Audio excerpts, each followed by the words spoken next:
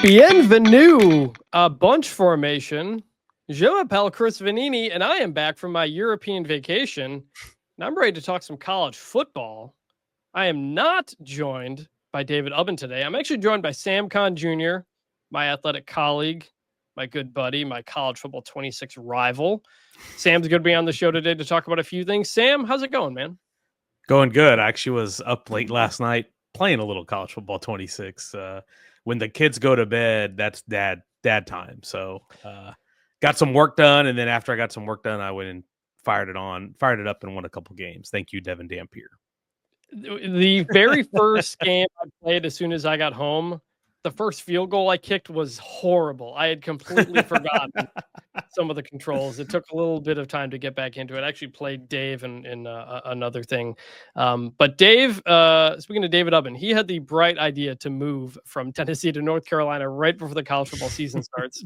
And as he texted me, he is in hell right now. So he's planning to be back on the show later this week. And the next week it's week 0. We're off and running, and we should be good. But I tried that one time, and not a good idea. I did it. My family and I moved about 7-8 years ago. We planned it right before the season, and then a hurricane hit the city, and then we couldn't close at the time we were supposed to close, and then it ended up moving like in the middle of the season, which is the worst thing ever. Oh, so as Dave said in the group text, I would say people should never move ever. Just stay where you are. Yes. It's too much hassle. He wants to rant on the home moving industrial complex or something like that. We'll talk about that when he's on the show. I'll run down a couple things from my vacation when he's on the show as well. But we're going to have some fun with Sam here today. We're going to react to the preseason AP Top 25 that came out on Monday. Who is too high? Who is too low? Then we'll talk about Sam's list of 100 top transfers for 2025. That is a lot. We each have a couple of guys who we really like, who made the move. We'll talk about those guys. And then we'll end the show with remembering some guys. Sounds good to me. Reminder, until Saturday, the podcast is not coming back. This is our new show. The Athletic did not want to continue the podcast, but David and I wanted to keep doing this. So we are doing this on our own, sometimes with our good friends like Sam. So if you haven't subscribed to the show, please do. Please tell people to subscribe to the show. As we get closer to the season, I've been getting a lot of questions from people asking if it's coming back. It is not. This is the show. So we've been having a lot of fun. It's been growing steadily, and we know there are a lot of new college football podcasts out there. So we appreciate everybody who has signed up for this one. Remember, check out the show notes for if you want to jump ahead in the show. We got timestamps in there.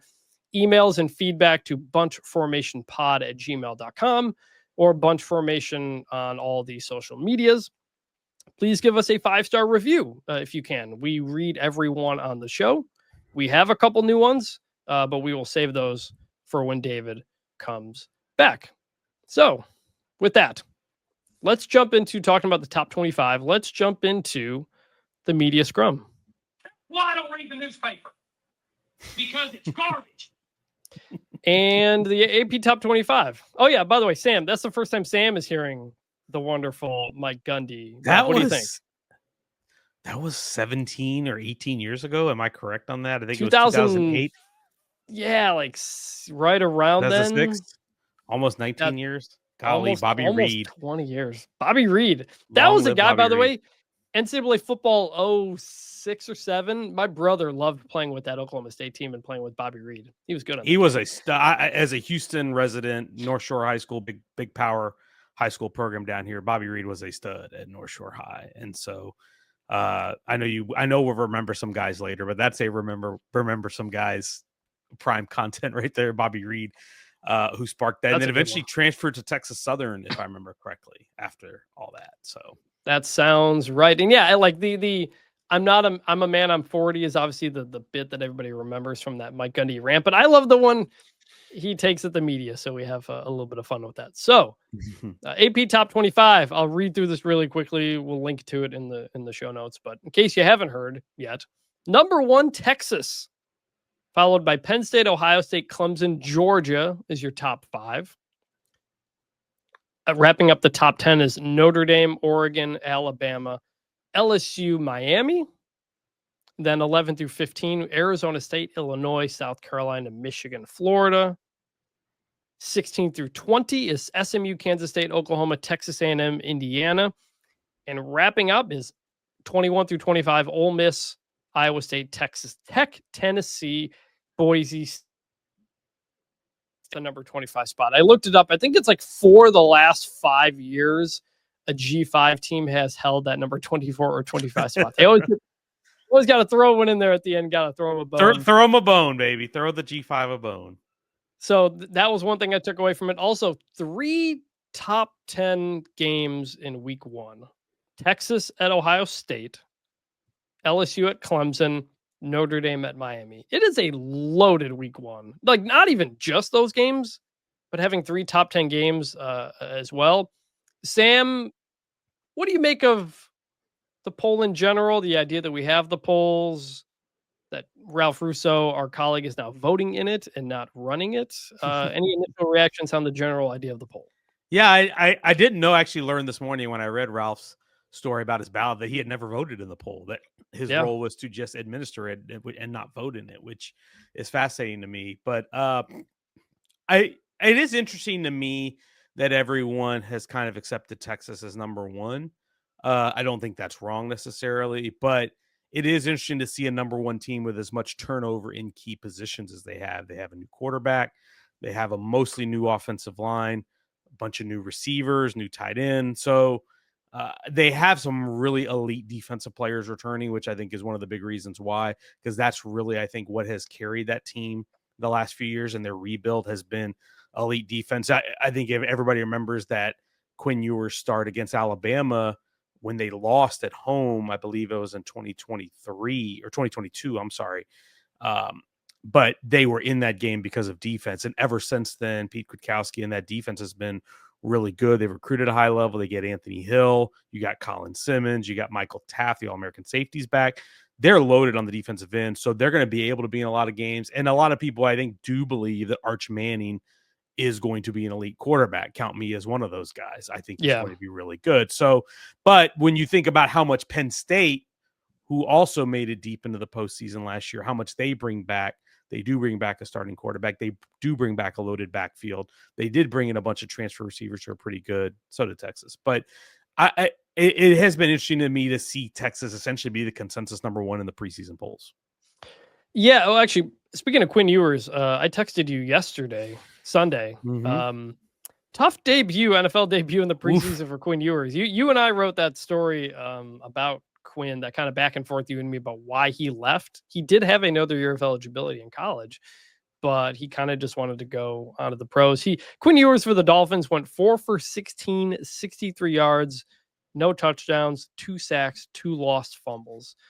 Bad numbers, although I actually saw some Dolphins people say that he got the ball out quickly, which is what they wanted, and they actually thought it was interesting. So, but let's start with Texas there, because I'll say I have Texas as being too high.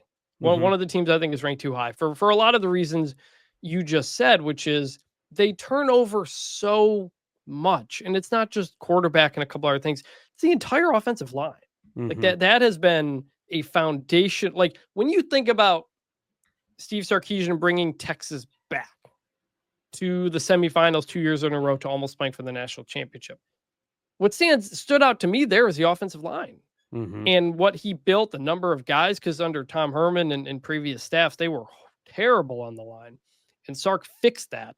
And so you're throwing Arch Manning in there with a whole new line. I think Arch is going to be very good as well, but I'm very concerned about the ability to protect, especially early on.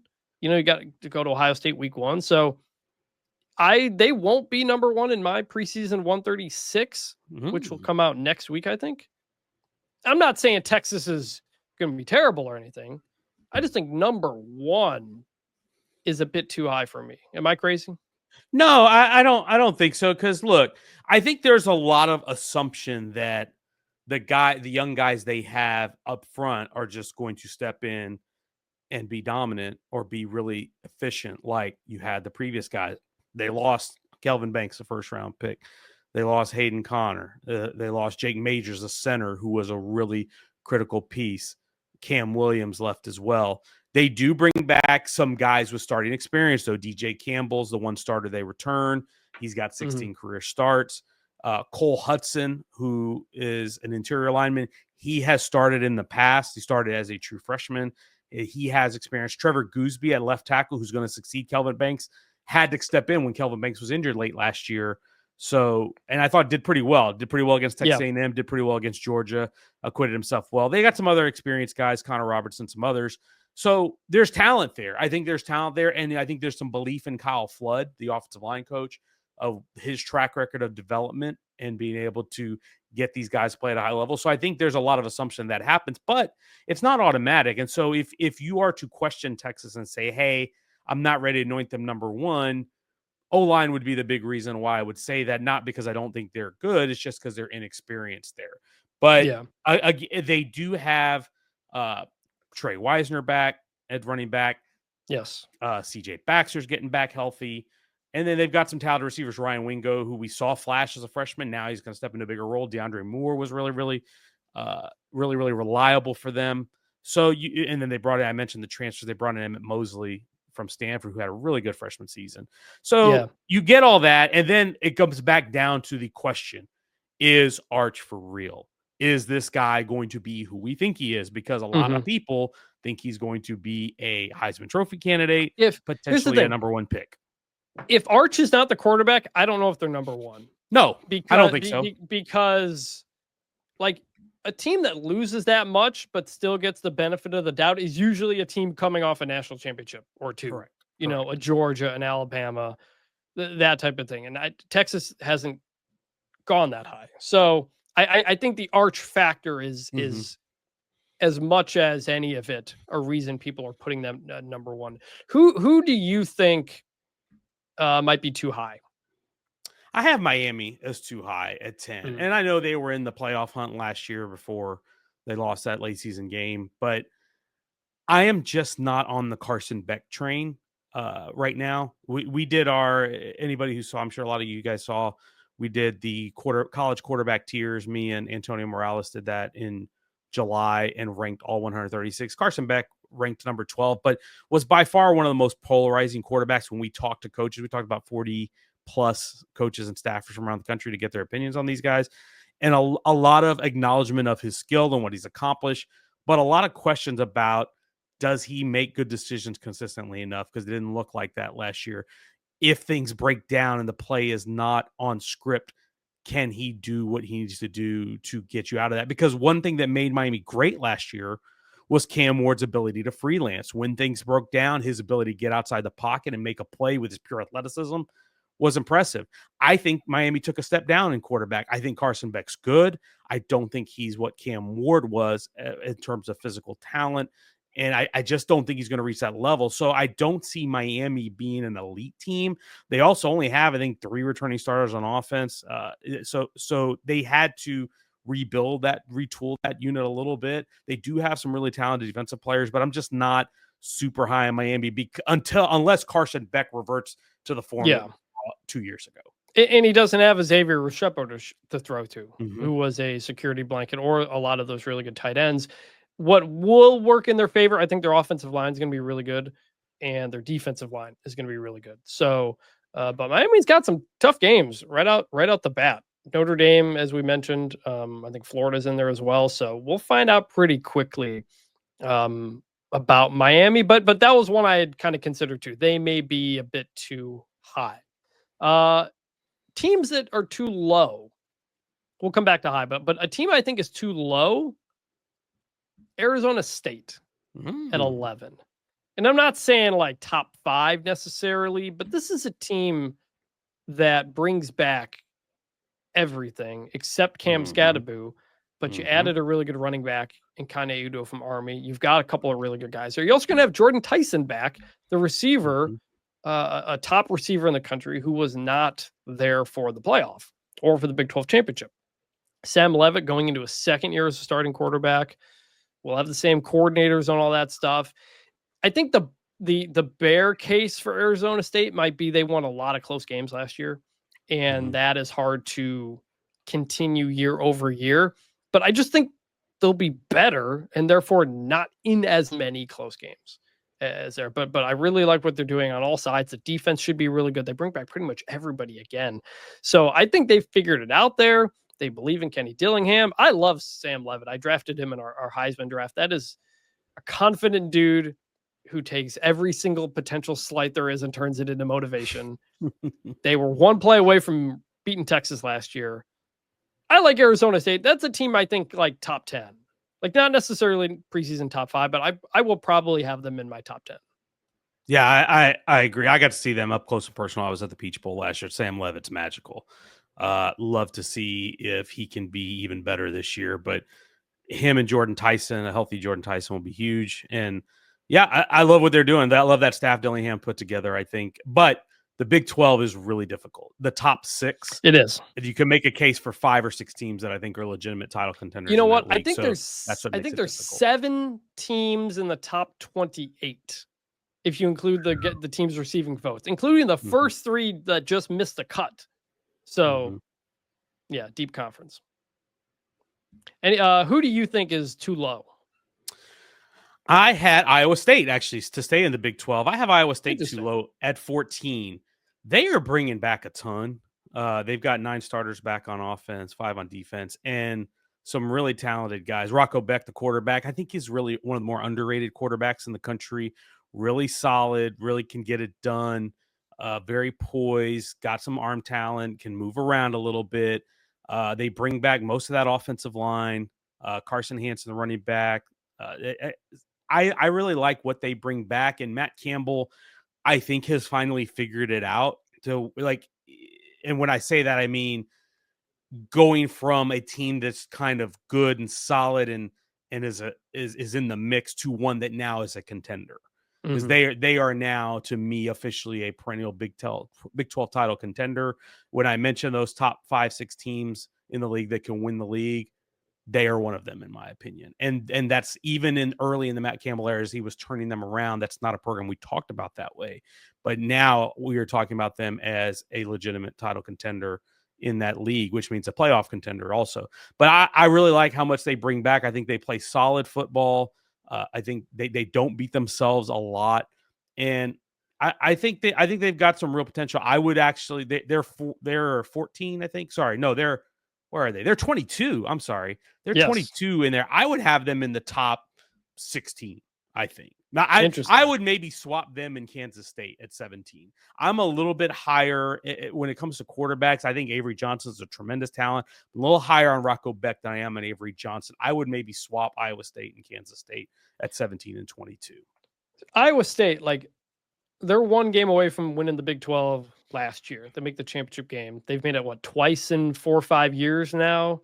I covered that game against Arizona State, and I completely, in my mind, forget that they were in the Big 12 championship game because they kind of just snuck in at the very end because we were watching BYU. There was Colorado for a little bit. There was Kansas State. There was Arizona State. And then Iowa State just kind of sneaks in at the end. And they were one game away from going to the playoff. And so I like that. They had the weird, was it 2023? Because they had a bunch of guys suspended for the gambling and they lose to Ohio, and it just was kind of a mess. But they rebounded and they're back to being what they've been. They played in 2 Big 12 title games since 2021. Playing in a Big 12 title game was a foreign concept for that program. But now they are legit. Yeah. And they haven't won a conference championship in 100 years or so.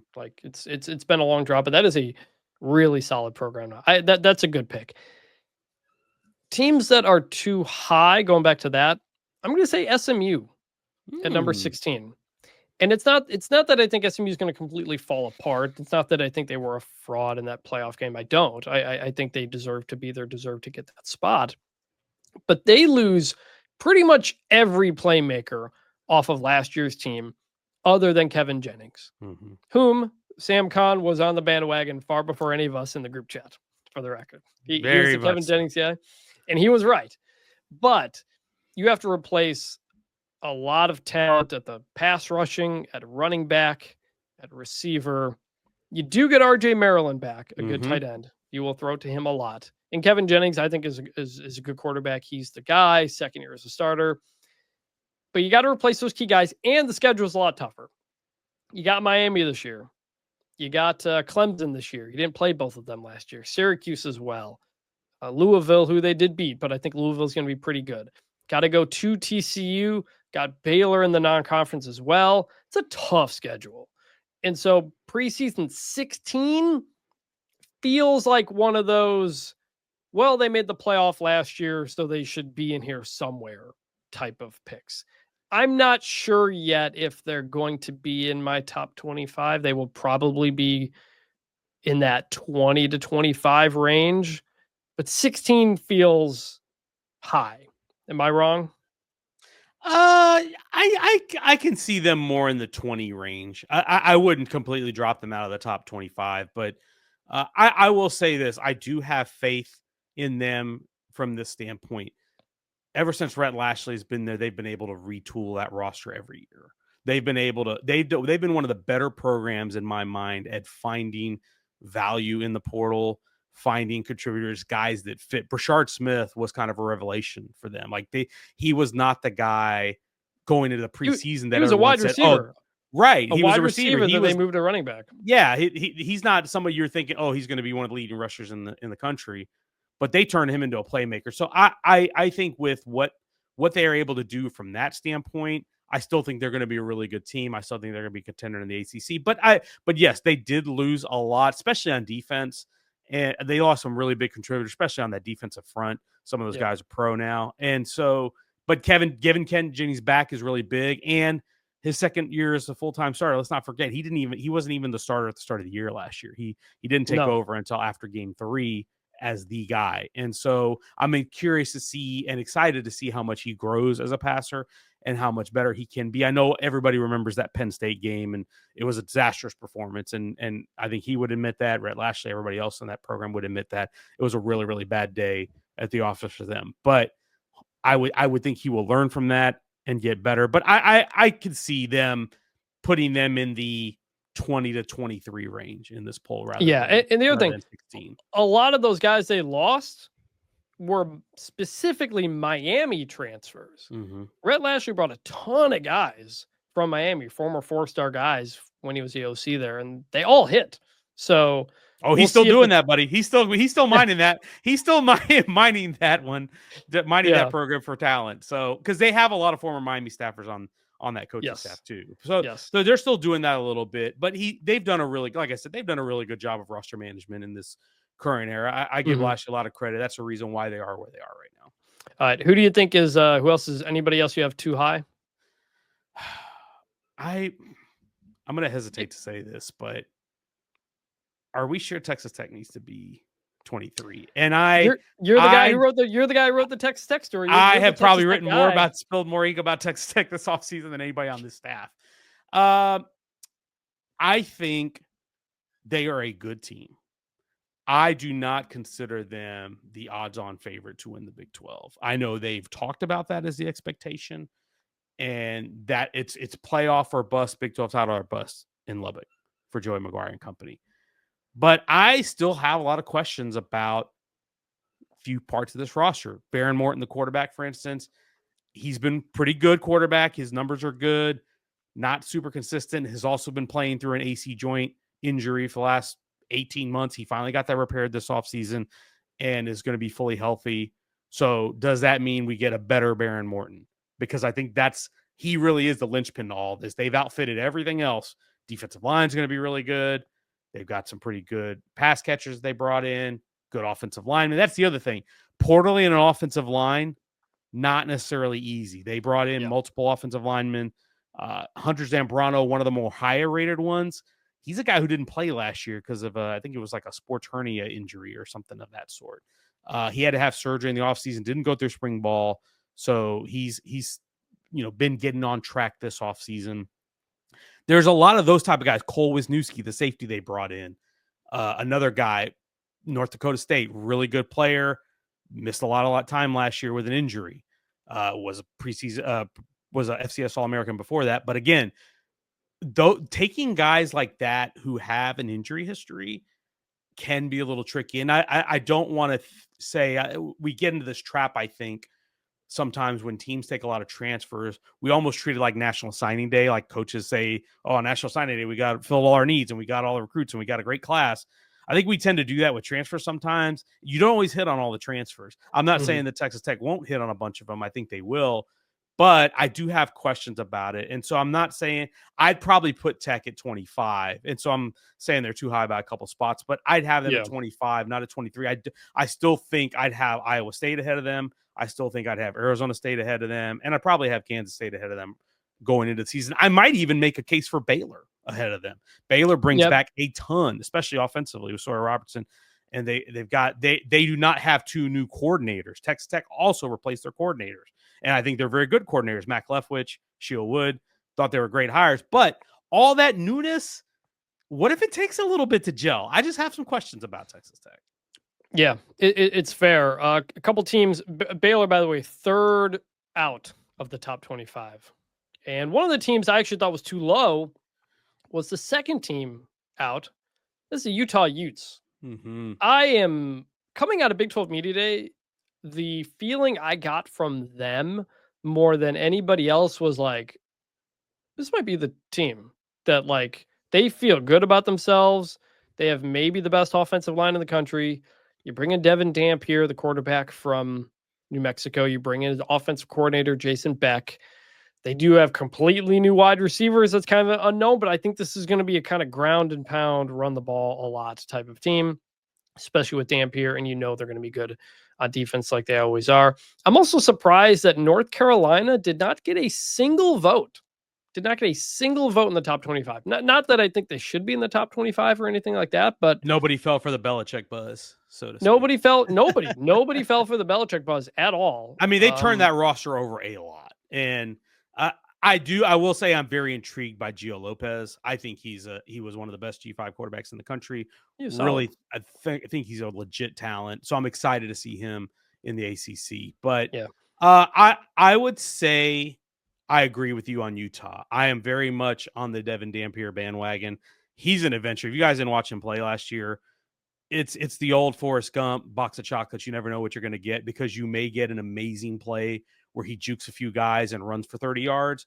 You also may get a pick that makes you want to pull your hair out. It's going to be entertaining to watch Utah football. I actually joked about this. I was on a podcast a couple weeks ago, joked about this. I think you're going to have to cover Kyle Whittingham's eyes when the offense is on the field because he may lose his mind sometimes. But this is going to be a different Utah team. Remember, they came in to the Big 12 as the preseason favorite last year.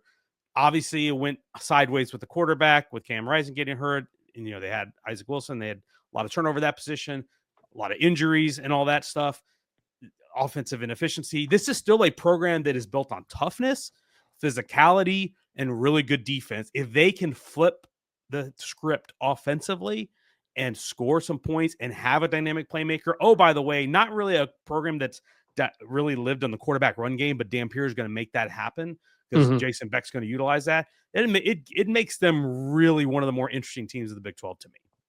All right, real quick before we move on to transfers, anyone else you think is too low? Maybe Texas A&M in 19. I am a little bbit high on Texas A&M. Just because, is that just because of them in college football 26 in the run game? No. I think Marcel Reed is sneaky underrated. He's got a lot of room to grow, but I think he's a dynamic athlete. I think he, with a full off season, being the guy in Colin Klein's offense is going to help. He's a really good system fit for that scheme, for what Colin Klein wants to do and utilize the quarterback run game. They bring back a lot of the backfield. They bring back a lot of the offensive line. The one big weakness they had last season, the thing that really killed them in losses to Notre Dame and Texas, is they could not get guys open at receiver. So what they do, they win in the portal. They went and got Casey Concepcion from NC State. They went and got Mario Craver from Mississippi State. They got a 5-star recruit out of high school. Terry Bussey's a year older. I think they did a tremendous job in filling their biggest need in the portal. And so you take those guys with the experience they got coming back, and a coach in Mike Elko, who I think has done a really solid job of sending a strong foundation for this program, getting it back on track, not the drama-filled nonsense that we had in the Jimbo Fisher era. And I think this is a team that is more like a top 15 team. Remember, they were a game away from playing for the SEC title game last year. Yeah. If they don't lose in 4 overtimes against Auburn, they are in. And then, of course, if they beat Texas, I mean, we focus on the Texas loss, but they squandered a game against Auburn the week before that they should have Also squandered the bowl game against USC. Yeah. So And they slid back big time last year. Yeah. And they made some changes. Elko's calling the defense now. And so I think they could be sneaky good this year. Yeah.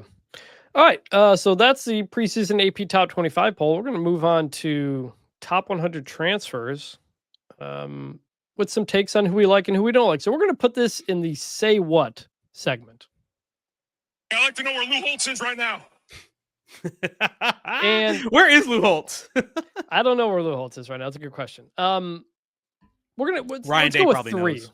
Yeah, Ryan Day may know. Let's go with 3. We're gonna do 5, but we got to Okay. get you out of here soon. So we're gonna go with 3. One of the ones I already had was Devin Dampier. We talked about him, so I'll skip him. I'll go kind of lower in the list. Sam and Bruce Feldman and some of the team at the Athletic, they put together a list of 100 transfers. Top 100 guys. I don't know how you figured out how to order it, but it's one of the things you guys have done the last couple of years. I find it very insightful. We got the link in the show notes. A lot of guys, you may not know where they are now, or you may not know some of the biggest names who moved. It's a great piece to check out, to catch up as we get toward the season. And one of those guys that you kind of forget about is the first guy I'll say here, and that is Nick Anderson, wide receiver moving from Oklahoma to LSU. Nick Anderson had a huge 2023 for the Sooners, 31 catches, 800 yards, 10 touchdowns, a freshman record, caught the winner against Texas. I was there. I think Sam might have been there too. Mm-hmm. And then you kind of wonder what happened to him. Well, he missed all of last year with injury. Mm-hmm. And now he's going to LSU, where he's playing with maybe the best quarterback in the country in Garrett Nussmeier. He's a deep threat. I think he's going to have a big year. So I think Nick Anderson, LSU receiver, could have a gigantic year. What about you, Sam? Love Nick Anderson. They loaded up weapons for Garrett Nussmeier in the portal. John Mateer, Washington State, was our number 1 guy. Yes. Certainly I think a lot of casual fans know him, but maybe some of them don't, because I don't know how many of you guys were tuning in the CW. If you're sickos like me and Chris, you were watching some CW football, Pac-12. And Mateer is a lot of fun. When I talked about Devin Dampier earlier, Mateer harkens a lot of those feelings too, because he's a tremendous athlete, but also can rifle it in there. Also did the same thing, imported the quarterback and the offensive coordinator, Ben Arbuckle. I think Mateer kind of holds the key to Oklahoma season and Brent Venables' future, honestly. That they have got to have a big season. Jim Nagy and that GM and that personnel staff at Oklahoma had a big offseason getting transferred. They got Jay Knott from Cal, got a bunch of other guys, but Mateer is the one. And every coach we talked to when we did quarterback tiers and we did this rankings list, almost everyone universally loves Mateer and believes that he's going to transition well into the SEC. Because a lot of people question, he was playing a Pac-12 / Mountain West schedule last year. That's my question. A lot of people that we talk to think he's still going to be a good player and he's still going to make Oklahoma a factor in the SEC. I found that fascinating. There was not a lot of skepticism about Mateer taking a step up into the SEC. Fair enough. Another guy I have on here. You had him at number 50, and that is Miller Moss, quarterback, transferring from USC to Louisville. I'm pretty high on Louisville this year, and I think all you have to do is look at the guys Jeff Brom is putting in the NFL. We just saw what Tyler Shuck did for the Saints. Not great, but he was a 2nd-round pick. Jack Plummer, David Blau. You look at the guys that Jeff Brom gets the most out of. I think Miller Moss, talent-wise, is probably better than most of these guys. So I think he's going to have a big year for Louisville. I think he's going to put up some big numbers. You had him at number 50 on the list. I'm high on Miller Moss. I'm high on Louisville this year. Yeah, Brom's done a great job of importing quarterbacks and developing them. So it's fascinating to see what he does. I'll take another quarterback who not as experienced as Moss, but one that, again, really intriguing amongst coaches we talked to. Bo Pribula at Mizzou, the Penn State transfer. Really athletic, can really freelance, but also good passer. Hasn't really had a chance to play a ton. He had the game against Wisconsin last year, I think it was, when he had to come in for Drew Aller. and he's had some backup time, and he's been sitting waiting in the wings. When Drew Aller decided to come back, he decided to transfer so he could go start somewhere. A lot of programs that we talked to who were quarterback needy were very interested in Bo, and Mizzou ended up being the one to get him. I think with Eli Drinkwitz and what they do offensively could be a really, really electric. He's at 38 on this transfer list, and he was in the mid-30s on our quarterback list. I think he can be way higher than that by the end of the season. I think there's some real potential there. Yeah, he'll be interesting just because we haven't seen a lot of him. Mm-hmm. So kind of how does that work when he goes into a new spot with some time? Number 80 on your list, the last guy I'll highlight here, Maverick McIver. Incredible name. Abilene Christian, going to Western Kentucky. Like some of the other quarterbacks we've talked about on this show, they imported the quarterback and the offensive coordinator coming from Abilene Christian. McIver had almost 4,000 passing yards last year. He nearly beat Texas Tech in week 1. For people who don't remember, had more than 500 yards. He previously played at Texas Tech as well. We've seen this work at Western Kentucky. They bring in quarterback from somewhere, and he throws for 4,500 yards, and he gets into the NFL. Like they did it with Bailey Zappi. They did it with the guy from the D2 kid from Florida. Austin Reed, was it? Yes, Austin Reed. Yep. And now Maverick McIver, who I think will have a big year for Western Kentucky. Keep an eye on that name because it's also a lot of fun to say. Yeah, okay, so Kevin Jennings was the guy I annoyed you guys about, and I guess maybe this won't be in the group chat because I don't know how many guys in our group chat are watching Western Kentucky, but I feel about Maverick McIver the way I felt about Kevin Jennings last year. Like, I am all in on this kid. I watched That's a stamp of approval. Yeah, I watched this kid when he played against Texas Tech last year. Rick Bowie, the offensive coordinator, who he followed, stud. I thought he was really, really impressive coach, and I think when you see the history that Western Kentucky had with that and McIver's talent, I think Western Kentucky is going to be a nice surprise, and McIver's going to be a lot of fun. They are one of the week 0 teams, by the way. So if you were looking for some week 0 action, they play Sam Houston State, so you can get an early glimpse of Maverick McIver on the 23rd. But it's a big Conference USA game, by the way. By the way, Conference USA, the first couple of weeks of the season, it's when they're having their biggest games. A lot of the big cross conference games early in the year, week 0. Check it out, folks. Yeah, no doubt. My last guy, Santana Hopper from Tulane, number 69 on our list. You don't get many G5 to G5 transfers that end up on a list like this, but he's one of the few because, as you know, these days, when a G5 player makes the all-conference team, chances are they're going to get an offer to go to a Power 4 program, and they're going to go. Santana Hopper is one of those rare guys who was all-conference last year, first team all-Sun Belt last year, but stayed in the G5. Tulane, I'm sure, I don't know, but I would imagine probably gave him a little bump from whatever he was getting at App State last year. But highest rated PFF grade in the league among defensive linemen in 2024, really productive, big, physical. I think staff there is really excited about him, thinks he's going to be a big-time impact player for them. And I think that program has really caught a wave no pun intended, actually. They've caught a wave these last few years, the last couple of years of Willie Fritz, and then John Summerall, I think, has done an outstanding job. So Santana Hopper, good player to watch out if you're watching the Tulane Green Wave this year. The thing about Tulane, they lost Mekhi Hughes, they lost Darian Mensah. They've lost some big guys to P4 schools, but they actually take quite a few G5 guys. They also got Ball State's quarterback, who was the MAC freshman of the year, yep, who's probably third string now. They took 4 quarterbacks this offseason. They took DJ Finley, who's not on the team anymore. They took Caden Simons. They took Brennan Sullivan from Iowa, and then they took Jake Retzloff after he got out of BYU. But you see the lower level of the G5, you see Tulane finding some areas to kind of grab some guys there, even within the G5, which is interesting. So that's a good pick. So, and with that, I'm high on Summerall. Summerall's a stud. Yes, he'll be an SEC coach next year, almost assured. So with that, we're going to go into our final segment called Remember Some Guys. What's better than this? Guys being dudes. This is a segment where we name an old college football player and we go, hey, remember that guy? I'm going to start off because I was in Italy and France for the last 2 weeks. I wanted to pick some Italian guy. And so I settled on Gino Torretta. Oh my gosh. Miami from 1991 Heisman Trophy winner, I believe. Believe that's correct. He quarterback at Miami, was a very good team there. I believe he still works for Sirius XM Radio. I've been on his show a bunch of times. I think if he's still there, but one of the least remembered like Heisman Trophy winners, if you name the last like kind of 30 years, he's not a guy you think of, but no, he won the Heisman Trophy. So that's what the segment is for, to remember that. So Gino Torretta, we remember you. Yeah, Sam.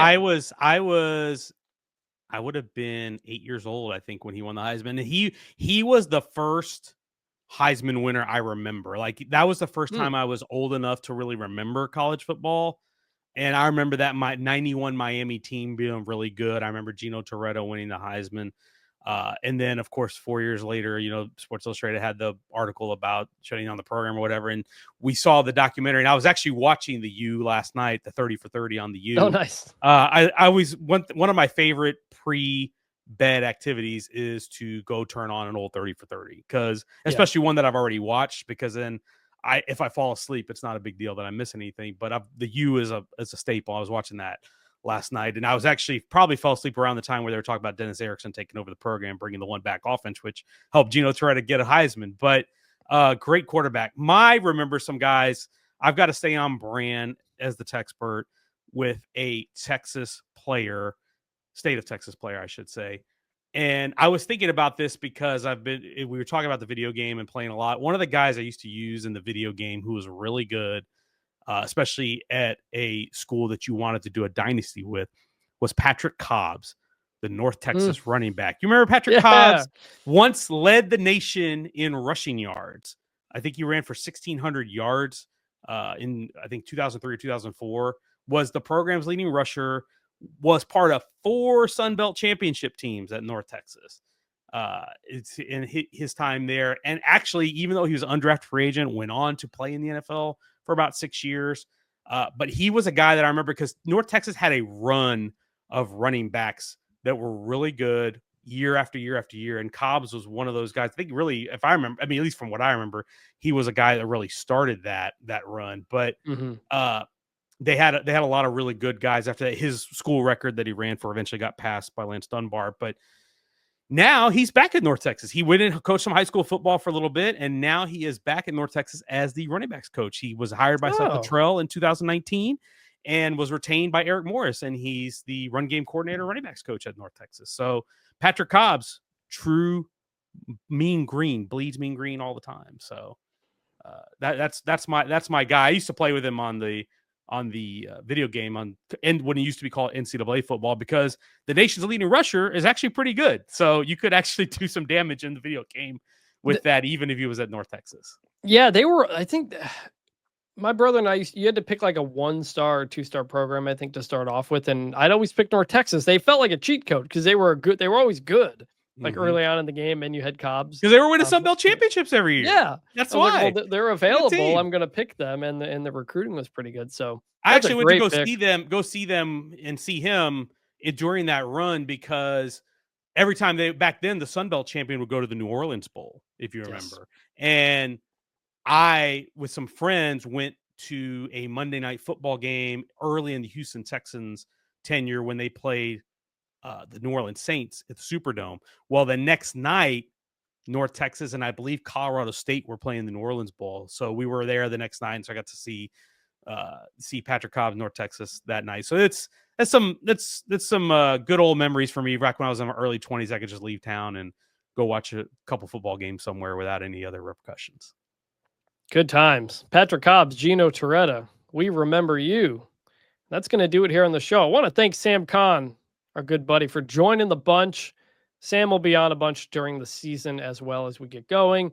David should be back later this week if he gets out of moving hell. And then we got football next week, folks. Week 0's here. Maverick McIver is going to be playing. And I'm having a lot of fun. We've been having a lot of fun with the show, Please subscribe, tell your friends, everybody about it. Subscribe to the YouTube channel and everything you can. It really helps us. Leave us a 5-star review. That helps us as well. As we get into the season here, we're ramping this back up and we want you involved. Send us feedback, bunchformationpod@gmail.com. We're going to have mailbag questions. I got an email from Niall, by the way, in Scotland, our friend who was trying to pick a college football team. He says he's picked a team. He told me who it is. We'll talk about it on the mailbag episode of maybe the next show. We'll try to get to it, but have that to look forward to. We're here, folks. We're almost back to the season. Looking forward to it. Sam, Con, thanks again for joining. For Sam, I'm Chris Vannini. This is Bunch Formation. We will talk to you later this week. And don't forget, bring back the turnover chain. And long live the Southwest Conference.